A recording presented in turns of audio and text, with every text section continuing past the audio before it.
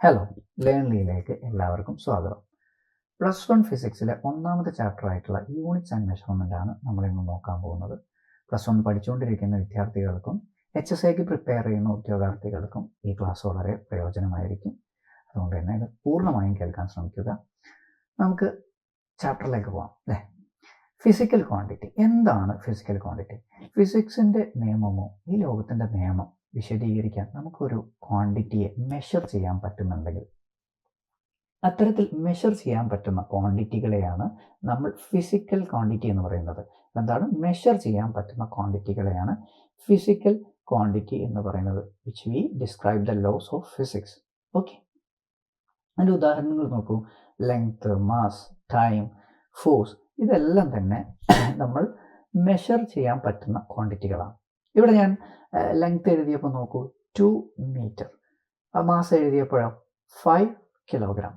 അപ്പോൾ ഒരു physical quantity ഞാൻ ഇവിടെ റെപ്രസെൻറ്റ് ചെയ്തപ്പോൾ ഇവിടെ മാഗ്നിറ്റ്യൂഡും പറഞ്ഞു, അതിനോടൊപ്പം തന്നെ യൂണിറ്റും പറഞ്ഞു. അപ്പോൾ ഒരു ഫിസിക്കൽ ക്വാണ്ടിറ്റി എന്ന് പറഞ്ഞാൽ മാഗ്നിറ്റ്യൂഡ് ഇൻറ്റു യൂണിറ്റാണ് നമ്മളിതിനെ റെപ്രസെൻറ്റ് ചെയ്യുന്നത്. ഓക്കെ, ഇനി ഡയറക്ഷണൽ പ്രോപ്പർട്ടി വെച്ചുകൊണ്ട്, അതായത് ഡയറക്ഷണൽ പ്രോപ്പർട്ടി വെച്ചുകൊണ്ട് നമുക്ക് ഫിസിക്കൽ ക്വാണ്ടിറ്റിയെ ക്ലാസിഫൈ ചെയ്യാം. അപ്പോൾ അതിൽ പെട്ടതാണ് scalar quantity, vector quantity and tensor. Okay, tensor എന്ന് പറയുന്നത് സ്കാലാറിനെയും വെക്റ്ററിനെയും വിശദീകരിക്കുന്നുണ്ട്. പിന്നെ ഒരു ഹയർ ഓർഡർ ക്വാണ്ടിറ്റിയും കൂടി വരുമ്പോൾ അതിനെ മൂന്നിനെയും കൂടി പറയുന്നതാണ് നമുക്ക് ടെൻസറായിട്ട് പറയാം. അതിനെ വിശദീകരിക്കാം, അതിലേക്ക് വരാം. Okay, scalar quantity. എന്താണ് സ്കാലാർ ക്വാണ്ടിറ്റി? ഇപ്പോൾ രാജു ഈസ്റ്റ് ഡയറക്ഷനിൽ 5 കിലോമീറ്റർ നടന്നു. ഓക്കെ, അപ്പം ഞാനൊരു വ്യക്തിയോട് പറയുന്നു രാജു 5 കിലോമീറ്റർ നടന്നു. രാജു 5 കിലോമീറ്റർ നടന്നു എന്ന് പറയുമ്പോൾ അവിടെ ഡയറക്ഷൻ ഒന്നും തന്നെ പറഞ്ഞിട്ടില്ല. ഡയറക്ഷൻ പറയാതെ, ഡയറക്ഷൻ സൂചിപ്പിക്കാത്ത ഫിസിക്കൽ ക്വാണ്ടിറ്റികളെയാണ് നമ്മൾ എന്ത് പറയുന്നത്? സ്കാലാർ ക്വാണ്ടിറ്റി എന്ന് പറയുന്നത്. അപ്പം രാജു ഈസ്റ്റ് ഡയറക്ഷനിൽ 5 കിലോമീറ്റർ നടന്നു എന്ന് പറയുമ്പോൾ അവിടെ ഡയറക്ഷൻ വന്നു. അപ്പോൾ ഇത്തരത്തിൽ ഡയറക്ഷൻ സൂചിപ്പിച്ചുകൊണ്ട് നമ്മൾ പറയുന്നതിനെയാണ് വെക്റ്റർ ക്വാണ്ടിറ്റി എന്ന് പറയുന്നത്. സ്കാലാർ ക്വാണ്ടിറ്റി എന്ന് പറയുന്നത് ഫിസിക്കൽ ക്വാണ്ടിറ്റി തന്നെയാണ്, ഹാസ് ഓൺലി മാഗ്നിറ്റ്യൂഡ്. ഓക്കെ, അപ്പം അതിന് ഉദാഹരണങ്ങളാണ് മാസ്. ഇപ്പം നമ്മൾ എവിടെയെങ്കിലും പോയി പറയുക മാസ്, തെക്ക് ഭാഗത്ത് മാസ് 5 കിലോ, വടക്ക് ഭാഗത്ത് 5 മാസ്, അപ്പം അങ്ങനെ നമ്മൾ പറയാറില്ലല്ലോ. മാസിനെ സൂചിപ്പിക്കാൻ നമ്മൾ ഡയറക്ഷൻ പറയാറില്ല. ടൈം, ഇവിടെ ഈ ഒരു സ്ഥലം കാണിച്ചുകൊണ്ട് ആ സ്ഥലത്ത് 5 മിനിറ്റ്, നമ്മൾ അങ്ങനെ സൂചിപ്പിക്കാറില്ലല്ലോ. അപ്പോൾ ടൈമിന് എന്തില്ല, ഡയറക്ഷൻ ഇല്ല, ഡയറക്ഷണൽ പ്രോപ്പർട്ടീസ് പറയാറില്ല. ഇത്തരം ഫിസിക്കൽ ക്വാണ്ടിറ്റിയാണ് നമ്മൾ സ്കാലാർ ക്വാണ്ടിറ്റി. അതിൽ പെടുന്ന ആരൊക്കെയാണ്? Speed, temperature, work, energy, power, distance. Okay, ഇനി വെക്റ്റർ ക്വാണ്ടിറ്റി നമ്മൾ പറഞ്ഞു എന്താണ്? മാഗ്നിറ്റ്യൂഡും ഉണ്ട്, ഡയറക്ഷനും ഉണ്ട്. അപ്പോൾ മാഗ്നിറ്റ്യൂഡും ഡയറക്ഷനും ഉള്ളതിനെയാണ് നമ്മൾ വെക്റ്റർ ക്വാണ്ടിറ്റി എന്ന് പറയുന്നത്. ഡിസ്പ്ലേസ്മെൻറ്റ്. ഇപ്പോൾ ഡിസ്പ്ലേസ്മെൻറ്റ് നോക്കൂ. ഇപ്പോൾ രാജുവിൻ്റെ കേസ് തന്നെ എടുക്കാം. രാജു ഇങ്ങോട്ട് 5 കിലോമീറ്റർ നടന്നു. എങ്ങോട്ട്? ഈസ്റ്റിലേക്ക്. അവിടുന്ന് സൗത്ത് ഡയറക്ഷനിലൊരു 2 കിലോമീറ്റർ, പിന്നെ വെസ്റ്റ് ഡയറക്ഷനിലൊരു 5 കിലോമീറ്റർ, പിന്നെ ഒരു 2 കിലോമീറ്റർ നോർത്ത് ഡയറക്ഷനിലും നടന്നു എന്ന് വിചാരിക്കാം. അപ്പോൾ ഇദ്ദേഹം നടന്നു. ഇപ്പോൾ ഡിസ്പ്ലേസ്മെൻറ്റ് ഇവിടെ എത്രയാണ്? ഡയറക്ഷൻ വെച്ചാണ് നമ്മൾ ഡിസ്പ്ലേസ്മെൻറ്റ് പറയുന്നത്. അപ്പോൾ ഇദ്ദേഹം ഈസ്റ്റിലേക്ക് വന്നു, പിന്നെ സൗത്തിലേക്ക് വന്നു, പിന്നെ നോർത്തിലേക്ക് വന്നു, 5 കിലോമീറ്റർ തന്നെ വന്നു, പിന്നെ വെസ്റ്റിലേക്ക് വന്നു, പിന്നെ നോർത്തിലേക്ക് വന്നു. അപ്പോൾ ഇദ്ദേഹം തുടങ്ങിയിടത്ത് തന്നെ തിരിച്ചെത്തിയിരിക്കുന്നു. അപ്പോൾ ഡയറക്ഷണൽ പ്രോപ്പർട്ടീസ് നോക്കുമ്പോൾ ഇദ്ദേഹത്തിന് പ്രത്യേകിച്ച് മാറ്റമൊന്നുമില്ല. അപ്പോൾ ഇവിടെ നമ്മൾ നോക്കുമ്പോൾ എന്താണ്? ഇദ്ദേഹത്തിൻ്റെ ഡിസ്പ്ലേസ്മെൻറ്റ് എന്ന് പറയുന്നത് വിച്ച് ഈസ് ഈക്വൽ ടു 0. അത് ആര് കാരണം? ഡയറക്ഷണൽ പ്രോപ്പർട്ടീസ് നോക്കിയാൽ അദ്ദേഹം 0 ആണ് അദ്ദേഹത്തിൻ്റെ ഡിസ്പ്ലേസ്മെൻറ്റ്. ഇവിടെ ഡിസ്റ്റൻസ് ഇദ്ദേഹം സഞ്ചരിച്ച് എത്രയാണ്? 5 പ്ലസ് സൗത്തിലേക്കുള്ള 2, വെസ്റ്റിലേക്കുള്ള 5, നോർത്തിലേക്കുള്ള 2. 5 പ്ലസ് 2 പ്ലസ് 5 പ്ലസ് 2 ആണ് ഇദ്ദേഹത്തിൻ്റെ ഡിസ്റ്റൻസ്. ഓക്കെ, അപ്പോൾ വെക്റ്റർ ക്വാണ്ടിറ്റി എന്ന് പറഞ്ഞു കഴിഞ്ഞാൽ അവിടെ ബോത്ത് മാഗ്നിറ്റ്യൂഡ് ആൻഡ് ഡയറക്ഷൻ ഉണ്ട്. ആ ഫിസിക്കൽ ക്വാണ്ടിറ്റിക്ക് ഡയറക്ഷനും മാഗ്നിറ്റ്യൂഡും ഉണ്ട്. ഇനി ടെൻസർ എന്ന് പറഞ്ഞാൽ എന്താണ്? ടെൻസർ 3 രീതിയിൽ നമുക്ക് പറയാം. Rank 0 tensor, rank 1 tensor, rank 2 tensor. Rank 0 tensor എന്ന് പറഞ്ഞാൽ സ്കാലാർ ക്വാണ്ടിറ്റി തന്നെയാണ്. റാങ്ക് 0 ടെൻസർ എന്ന് പറഞ്ഞു കഴിഞ്ഞാൽ എന്താണ്? സ്കാലാർ ക്വാണ്ടിറ്റി തന്നെയാണ്. അവിടെ എന്തേ ഉള്ളൂ?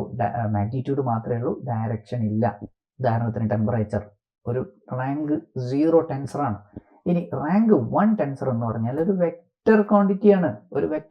അവിടെ എന്താണ് മാഗ്നിറ്റ്യൂഡും ഒരു ഡയറക്ഷനും. ഇനി റാങ്ക് 2 മാഗ്നിറ്റ്യൂഡ് ഉണ്ട്, അതിനോടൊപ്പം ഡയറക്ഷൻ ഉണ്ട്. ആ മാഗ്നിറ്റ്യൂഡിന്റെ ഡയറക്ഷൻ എന്താണ്? ഒന്നിൽ കൂടുതലാണ്. അതായത് മൾട്ടിപ്പിൾ ഡയറക്ഷൻസ് വരുന്നതിനെയാണ് നമ്മൾ റാങ്ക് 2 ടെൻസർ എന്ന് പറയുന്നത്. ഓക്കെ, ഇതാണ് ഡയറക്ഷൻ ബേസ് നമുക്കുള്ള ക്ലാസിഫിക്കേഷൻ ഫിസിക്കൽ ക്വാണ്ടിറ്റീസിൻ്റെ. ഇനി ഡിപ്പെൻഡൻസി ബേസിൽ എന്തൊക്കെ തരത്തിലുള്ള ക്ലാസിഫിക്കേഷനാണ് നോക്കാം.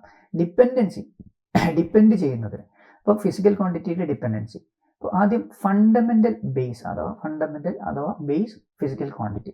ഫണ്ടമെൻ്റൽ അഥവാ ബേസ് ഫിസിക്കൽ ക്വാണ്ടിറ്റീസ് എന്ന് പറഞ്ഞാൽ അടിസ്ഥാനമായിട്ടുള്ള building block of the physical ക്വാണ്ടിറ്റിയാണ്. അപ്പോൾ ഇത് മറ്റൊരു ഫിസിക്കൽ ക്വാണ്ടിറ്റിയെ ഡിപ്പെൻഡ് ചെയ്യുന്നില്ല.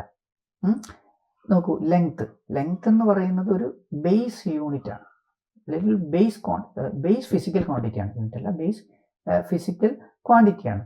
അപ്പോൾ ഈ ലെങ്ത്തിൽ നിന്ന് നമുക്ക് എന്ത് കിട്ടും? ലെങ്ത് ചെയ്ത് കഴിഞ്ഞാൽ നമുക്ക് എന്താണ്? ഏരിയ എന്നൊരു ഫിസിക്കൽ ക്വാണ്ടിറ്റി കിട്ടും. ഈ ഏരിയ എന്ന ഫിസിക്കൽ ക്വാണ്ടിറ്റി ആരിൽ നിന്ന് ഉത്ഭവിച്ചു? രണ്ട് ലെങ്ത്തുകൾ തമ്മിൽ മൾട്ടിപ്ലൈ ചെയ്തപ്പോൾ. അപ്പം area is derived from multiplication of this two base physical quantity. ഈ രണ്ട് ബേസ് ഫിസിക്കൽ ക്വാണ്ടിറ്റിയിൽ നിന്ന് മൾട്ടിപ്ലൈ ചെയ്തപ്പോൾ ഡിറൈവ് ചെയ്ത് വന്നതാണ് ഈ ഏരിയ എന്ന ഫിസിക്കൽ ക്വാണ്ടിറ്റി. അതായത് ഫണ്ടമെൻ്റൽ ക്വാണ്ടിറ്റി പറഞ്ഞു കഴിഞ്ഞാൽ അവ മറ്റൊരു ഫിസിക്കൽ ക്വാണ്ടിറ്റിനെ ഡിപ്പെൻഡ് ചെയ്യുന്നില്ല. ഡിറൈവ്ഡ് ഫിസിക്കൽ ക്വാണ്ടിറ്റി എന്ന് പറഞ്ഞു കഴിഞ്ഞാൽ ബേസ് ഫിസിക്കൽ ക്വാണ്ടിറ്റീസിനെ ഡിപ്പെൻഡ് ചെയ്യുന്നു. The quantities depend on fundamental quantities. അതിന് ഡിറൈവ് ചെയ്തു വരുന്ന ക്വാണ്ടിറ്റീസിനെയാണ് നമ്മൾ ഡിറൈവ്ഡ് ഫിസിക്കൽ ക്വാണ്ടിറ്റീസ് എന്ന് പറയുന്നത്. ഓക്കെ, ഇനി എന്താണ് ഒരു യൂണിറ്റ്?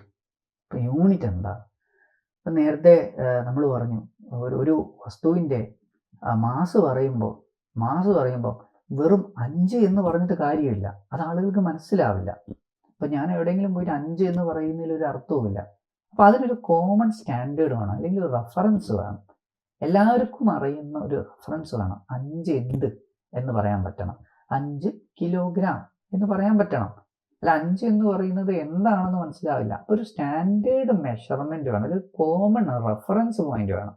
ആ മാഗ്നിറ്റ്യൂഡിനെ എക്സ്പ്രസ് ചെയ്യാനുള്ള കോമൺ റെഫറൻസ് പോയിന്റ് അഥവാ സ്റ്റാൻഡേർഡ് ഓഫ് മെഷർമെൻറ്റിനെയാണ് നമ്മൾ എന്ത് പറയുന്നത്? യൂണിറ്റ് എന്ന് പറയുന്നത്. ഉദാഹരണത്തിന് കിലോഗ്രാം, സെക്കൻഡ്, ഇതൊക്കെ യൂണിറ്റാണ്. ഇത്തരം യൂണിറ്റുകളുടെ ഒരുപാട് സിസ്റ്റങ്ങളുണ്ടായിരുന്നു. സിസ്റ്റം ഓഫ് യൂണിറ്റ്സ് ഈ ഫിസിക്കൽ ക്വാണ്ടിറ്റീസിനെ എക്സ്പ്ലെയിൻ ചെയ്യാൻ എക്സിസ്റ്റ് ചെയ്തിരുന്നു. അപ്പോൾ നിലവിൽ നമ്മൾ 1960 അംഗീകരിക്കപ്പെട്ട SI സിസ്റ്റം ഓഫ് യൂണിറ്റാണ് ഈ ലോകത്തിലുള്ള എല്ലാവരും തന്നെ ഫോളോ ചെയ്യുന്നത്, പൊതുവെ വേൾഡ് വൈഡ് ആയിട്ട് യൂസ് ചെയ്യുന്നത്. ഏകദേശം 60ഓളം രാജ്യങ്ങൾ യൂസ് ചെയ്യപ്പെടുന്നത് SI യൂണിറ്റാണ്.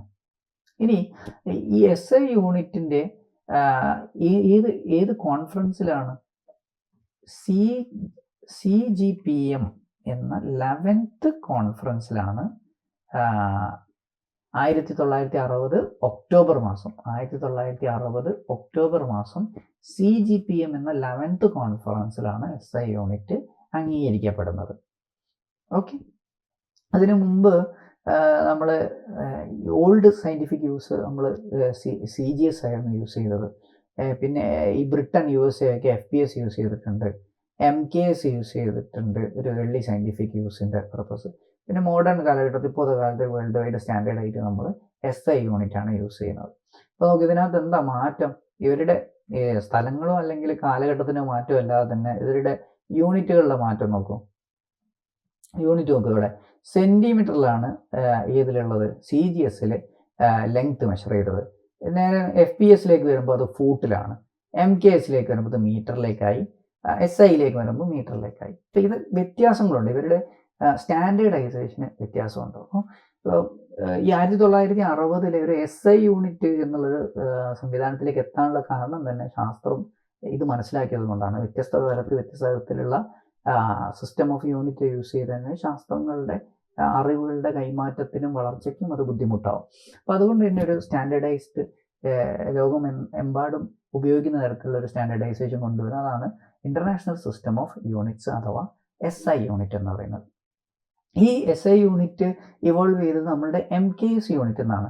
ഓക്കെ, MKS യൂണിറ്റിൻ്റെ മീറ്റർ കിലോഗ്രാം സെക്കൻഡ്. അതായത് നോക്കൂ, SI യൂണിറ്റിന് മീറ്റർ കിലോഗ്രാം സെക്കൻഡ്. ഈ സാമ്യത വെറുതെ അല്ല, MKS യൂണിറ്റിൽ നിന്ന് ഇവോൾവ് ചെയ്ത് വന്നതാണ് SI അഥവാ മോഡേൺ സിസ്റ്റം ഓഫ് യൂണിറ്റ്. ഇനി എന്താണ് ഇത് തമ്മിലുള്ള മാറ്റം? പ്രധാനമായുള്ള മാറ്റം എന്ന് പറഞ്ഞാൽ MKS സിസ്റ്റത്തിന് 3 ബേസ് യൂണിറ്റ് ഉണ്ടായിരുന്നു. 3 ബേസ് യൂണിറ്റ്. മറ്റുള്ള കാര്യങ്ങൾക്കൊന്നും ഈ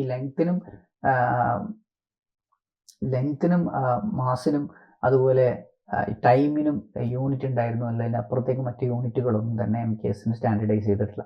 അപ്പോഴാണ് 1960 6 ബേസ് യൂണിറ്റ്. പിന്നീട് 1971 7 ബേസ് യൂണിറ്റ് ആയി. ഫോർ SI സിസ്റ്റത്തിൽ 7 ബേസ് യൂണിറ്റുകളും 2 സപ്ലിമെൻ്ററി യൂണിറ്റുകളുമായിട്ട് വരുന്നത്. ബേസ് യൂണിറ്റ് പറഞ്ഞു കഴിഞ്ഞാൽ length, mass, time, electric current, thermodynamic temperature, amount of substance, luminous intensity. ഇതിൽ ഈ എമൗണ്ട് ഓഫ് സബ്സ്റ്റൻസും ക്യാൻഡിലൊക്കെ PSCക്കാരൊന്ന് ശ്രദ്ധിക്കുക, അതിൻ്റെ സിമ്പിളും ശ്രദ്ധിക്കുക. ഓക്കെ, ഇനി 2 സപ്ലിമെൻ്ററി യൂണിറ്റ്സ് ഏതാണ്? ഒന്ന് ഫേസ് ആംഗിൾ അഥവാ 2 ഡയമെൻഷനിൽ ആംഗിൾ പറയുന്ന റേഡിയനും സോളിഡ് ആംഗിൾ, അത് 3 ഡയമെൻഷനിൽ ആംഗിൾ പറയുന്ന സ്റ്റെറേഡിയനുമാണ് 2 സപ്ലിമെൻ്ററി യൂണിറ്റ്സ്. റേഡിയൻ എന്ന് പറയുന്നത് സിമ്പിൾ RAD എന്ന് പറയും. സ്റ്റെറേഡിയത്തിന് SR എന്ന് നമ്മൾ സൂചിപ്പിക്കും. ഓക്കെ, അപ്പോൾ ഇത്തരത്തിൽ SI യൂണിറ്റിന് 7 ബേസ് യൂണിറ്റ് അഥവാ ഫണ്ടമെൻ്റൽ യൂണിറ്റുകളും 2 സപ്ലിമെൻ്ററി യൂണിറ്റുകളുമാണ് SI യൂണിറ്റിനുള്ളത്. MKSന് 3 ബേസ് യൂണിറ്റ് മാത്രമേ ഉണ്ടായിരുന്നുള്ളൂ. അപ്പോൾ ഇതാണ് ഇന്നത്തെ ക്ലാസ്സിൽ നമ്മൾ കവർ ചെയ്തത്. നമ്മൾ ഫിസിക്കൽ ക്വാണ്ടിറ്റി എന്താണെന്ന് പറഞ്ഞു, അതിനെ ഡയറക്ഷണൽ ബേസിൽ അതിനെ ക്ലാസിഫൈ ചെയ്തു, ഡിപ്പെൻഡൻസി ബേസിൽ ക്ലാസിഫൈ ചെയ്തു, യൂണിറ്റ് എന്താണെന്ന് പറഞ്ഞു, system of units CGS, MKS, FPS, SI system of unit, 4 നമ്മൾ പറഞ്ഞു. അതിനോടൊപ്പം തന്നെ SI സിസ്റ്റത്തിൻ്റെ കുറച്ച് കാര്യങ്ങൾ കൂടി പറഞ്ഞു. അതിൻ്റെ ഫണ്ടമെൻ്റലായിട്ട് എത്ര യൂണിറ്റ്സ് ഉണ്ട്, സപ്ലിമെൻ്ററി യൂണിറ്റ്സ്, ബേസ് യൂണിറ്റ്സ് എത്രയാണ്, fundamental base units, supplementary base units നമ്മളിവിടെ പറഞ്ഞു. ഓക്കെ, ഇനി നമ്മൾ അടുത്ത ക്ലാസ്സിൽ ഇതിൻ്റെ ബാക്കി കവർ ചെയ്യുന്നതാണ്. അതുവരെ എല്ലാവരും പഠിക്കുക. Hope you learn. ബൈ.